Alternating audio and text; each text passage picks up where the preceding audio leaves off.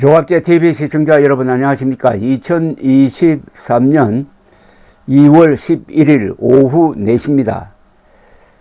우리나라 사람들이 흔히 말이 시가 된다는 이야기를 합니다. 무슨 말을 했는데 이게 예언적으로 적중하는 경우가 있다는 거죠. 그래서 무슨 말을 할 때는 불길한 말을 입에 담으면 안 된다, 이런 이야기입니다. 뭐 죽음 같은 거 있지 않습니까? 죽음이란 말을 입에 담으면 안 된다, 좋은 이야기를 해야 된다. 근데 말이 시가 되는 경우가 사실 종종 있습니다. 그리고 이것은 과학적이기도 합니다. 왜냐하면 이 말이라는 것은 인간의 생각을 좌우합니다. 인간의 생각은 행동을 규정합니다. 그러니까 말, 생각, 행동 이렇게 이어집니다. 그래서 옛날에 우리 동양에서는 말에 영혼이 있다라고 했습니다. 은령이라는 말을 씁니다. 어떤 사람이 나이가 들면은 이름대로 간다, 이름대로 그 운명이 흘러가더라, 이런 이야기도 있습니다. 저도 한자 이름을 들여다보면은, 아, 이 사람이 이런 사람이구나, 앞으로 이렇게 될 것이다 하는 그런 어떤 느낌이 오는 경우가 참 많습니다. 그런데 김기현 지금 국민의힘 유력 당대표 후보가 입에 담아서는 안 될 것 같은 말을 했습니다. 윤석열 대통령 탄핵이라는 이야기를 했습니다. 윤석열 대통령 탄핵? 끔찍한 기억을 되살리는 것 아닙니까? 박근혜 대통령 탄핵이라는 정말 우리 정치사에서 지워야 할 악몽입니다. 그것을 되살리게 합니다. 이게 말의 시가 되지 않았으면 하는 생각에서 제가 말씀을 드리는 겁니다. 지금 당대표는 대선의 꿈을 가지면 안 된다, 이런 이야기를 용인시 강남대학교에서 열린 당대표 후보 초청 경기도 특별 강연회에서 한 이야기입니다. 현재 권력과 미래 권력이 부딪히면 당이 깨질 수 있다. 차마 입에도 올리기 싫은 탄핵이 우려된다 라고 말을 했습니다. 이런 말 할 필요가 있습니까? 윤석열 대통령 임기가 4년이나 남아있는 상황에서 다음 대선에 나올 분이 대표가 되면 당에 분란이 생기게 된다. 이번에는 내년 총선을 위해 욕심 없이 당을 이끌 사람이 대표가 돼야 한다. 대통령께 쓴소리나 민심을 가감없이 전달하는 것과 바깥으로 시끄럽게 하는 것은 다르다. 어떤 후보도 대통령을 핍박, 비난하면 당 안정에 결정적인 결함이 올 것이다. 집안 싸움 안 나게 대통령과 호흡을 맞춰야 한다. 이렇게 이야기를 했습니다. 자, 이거 참 난감합니다.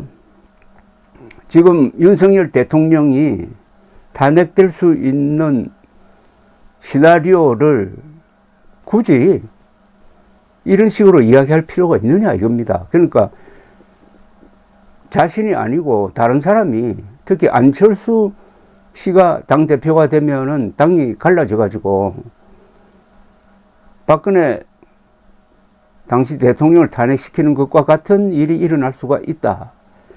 그러니까 나를 찍어야 된다, 이런 이야기인데요. 그래도 왜 윤석열 대통령 탄핵 가능성을 이야기하느냐 이겁니다. 윤석열 대통령이 탄핵될 수 있는 가능성은 이런 게 있습니다.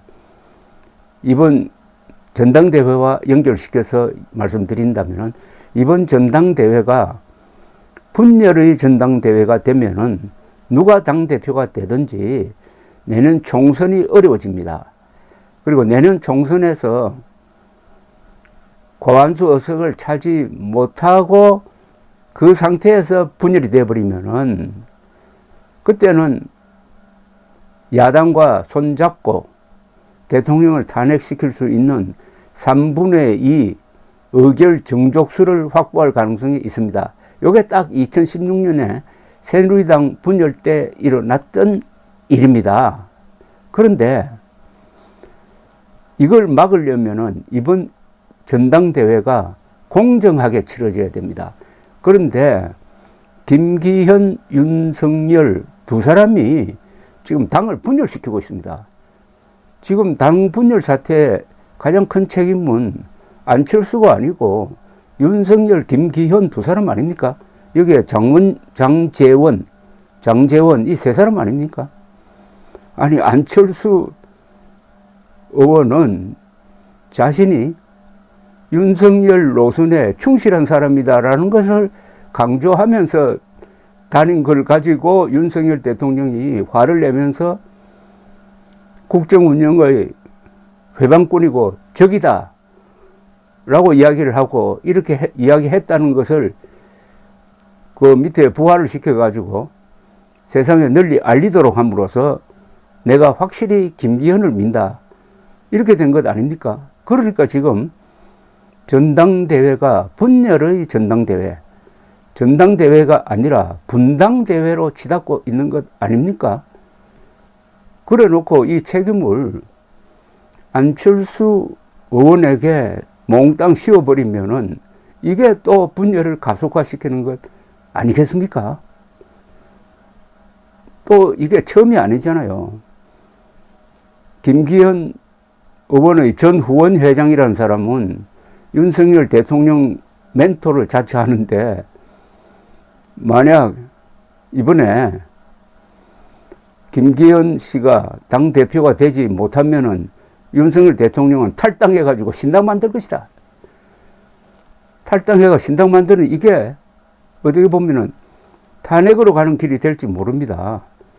후원회장도 입에 담아서는 안 된 이야기를 하고 김기현 후보도 탄핵 이야기를 하고 그러니까 탄핵이란 말과 윤석열 탄핵이라는 말과 윤석열 탈당이란 말이 어디서 나왔습니까? 이게 안철수 쪽에서 나왔습니까? 김기현 쪽에서 나온 이야기 아닙니까? 그래서 말이 시가 될까 두렵다는 이야기입니다. 그런데 사실은 지금 윤석열 대통령이 일정 부분은 박근혜 당시 대통령이 했던 역할 비슷한 걸 하고 있습니다. 박근혜 당시 대통령이 새누리당을 분열시키는데 일정한 책임이 있었습니다. 가장 대표적인 게 그때 그 분열의 시작이 어디서 비롯되었느냐 하면은 이명박 대통령 시절에 이명박 대통령이 세종시 건설은 저게 국력납니다.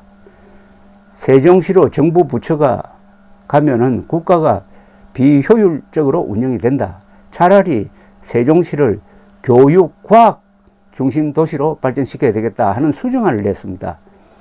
이 수정안을 거부한 사람이 같은 당에 있었던 박근혜 당시 의원이고 당시 세력이었어요. 대통령이 추진하는 중요한 국가 정책에 그 당에 있는 제2인자가 반기를 들어가지고 이렇게 박살을 내버리면은 그 대통령 마음이 편하겠습니까? 그리고 그 이명박을 지지했던 사람이 박근혜 대통령에게 어떤 생각을 갖게 되겠습니까? 그래서 이런 감정이 쭉 이어지다가 2016년 4월 총선거에서 과반수 의석을 차지하지 못하니까 그 책임 공방을 하다가 결국은 최순실 또는 최서원 사건이 터지면서 그게 기폭제가 되어가지고 탄핵이 이루어진 것 아닙니까? 당시에 새누리당 60여 명의 국회의원이 좌파 정당과 손잡고 박근혜 현직 대통령을 탄핵시킨 것은 정치 더 이상 있을 수 없는 겁니다. 그러나 일정 부분 박근혜 당시 대통령의 책임도 있는데 지금 윤석열 대통령이 하고 있는 게 거의 박근혜 당시 대통령이 했던 역할과 비슷하다 이겁니다. 안철수 의원을 향해서 비판하고 있는 요지가 지금 나한테 달려든다는 게 아니지 않습니까? 윤심 팔지 말자는 것 아닙니까? 이거는 또 질이 달라요.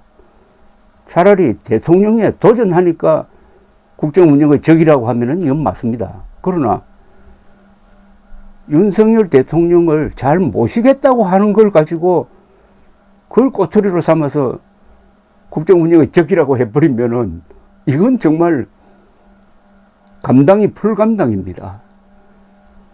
그리고 윤석열 씨를 대통령으로 뽑은 국민은 윤석열 검사가 서울중앙지검장을 할 때 이명박 박근혜 세력에 대해서 얼마나 잔인하게 이른바 적폐 수사를 했는지를 아는 겁니다. 알지만은 조국 수사를 잘 했고 대안이 없고 문재명 세력이 더 문제가 있으니까 과거를 불문에 붙이고 대통령으로 뽑아준 겁니다. 그리고 그 또한 안철수의 도움이 막판에 필요하니까 일종의 공동정부 약속을 해가면서까지 단일화를 한 것 아닙니까? 그러면은 적과 단일화를 했어요? 그런데 김기현 후보까지 이렇게 나와가지고 이번에 나를 압도적으로 밀어주지 않으면은 또 안철수를 당대표로 당선시키면은 윤석열 탄핵 사태가 올 것이다. 이런 이야기를 왜 합니까? 전당대회 시작되기 전에는 윤석열 대통령에게 도전하는 그런 역심을 가진 국회의원은 단 한 사람도 없었습니다. 그런데 김기현을 당선시키기 위해서 장제원이가 나와가지고 나경원을 딱 찍어가지고 반윤 우두머리라고 한 것 아닙니까? 반윤 세력이 없는데 반윤이라고 한 거 아닙니까?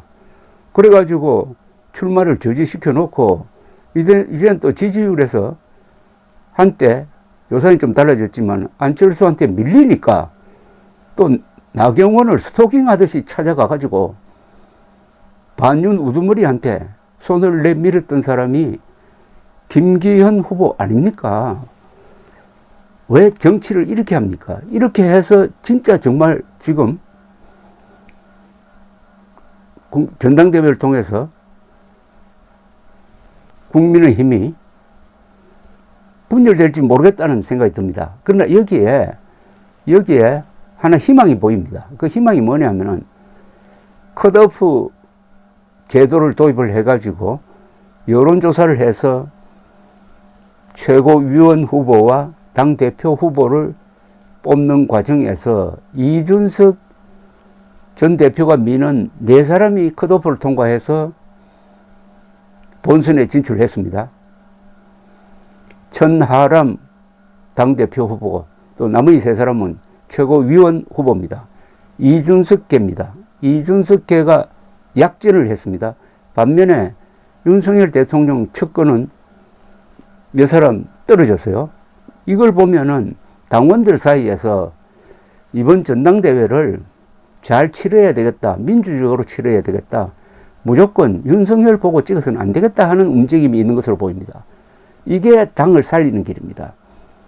이게 국민의 힘을 활성화시키는 방법입니다. 이렇게 하면은 당원들이 이번 전당대회에 적극적으로 참여하게 됩니다. 그러면서 자기가 밀고 싶은 사람, 다행히 이준석 계로 분류되는 사람들이 나이가 다 젊어요. 말하는 게 연세 드신 분들과 상당히 다른 이야기를 하고 있습니다. 그런 사람들이 들어가서 이 경선 과정을 아주 흥미롭게 만들면은 그 결과에 승복하게 되는 거죠. 이 공정할 뿐만 아니라 전당대회는 공정할 뿐만 아니라 역동적이라야 합니다. 역시 젊은 사람들의 노력이 돋보여야 합니다. 일본 사람들 이야기에 세상을 바꾸는 부류가 셋이라고 합니다. 외부에서 온 사람, 젊은 사람, 그리고 바보. 젊은 사람들이 역시 정치판에서 흔들어야 합니다. 이것은 이준석 전 대표에게 감사해야 할 일입니다. 이준석 전 대표처럼 우리나라에서 가장 말을 잘하고 가장 많은 기자를 몰고 다니는 사람, 그 사람이 지금 이 순간 민주당이었으면 어떻게 할 겁니까? 그래서 김기현 지금 후보는 이 말을 조심을 해야 됩니다. 초조한 모양인데 이번 아마 컷오프에서 안철수를 앞지르는 여론조사 결과가 나왔다고 하는데, 그렇다면 좀 여유를 갖고 당원들을 믿고, 당원들이 설마 윤석열 대통령을 우습게 보는 사람을 당대표로 뽑을 리가 있습니까? 그런 사람도 없을 뿐만 아니라 말이 시가 된다는 이 말, 입에 담을 수 없는 말을 하면은 그 말이 실현되는 수가 있다는 것, 이거 조심하시기 바랍니다. 감사합니다.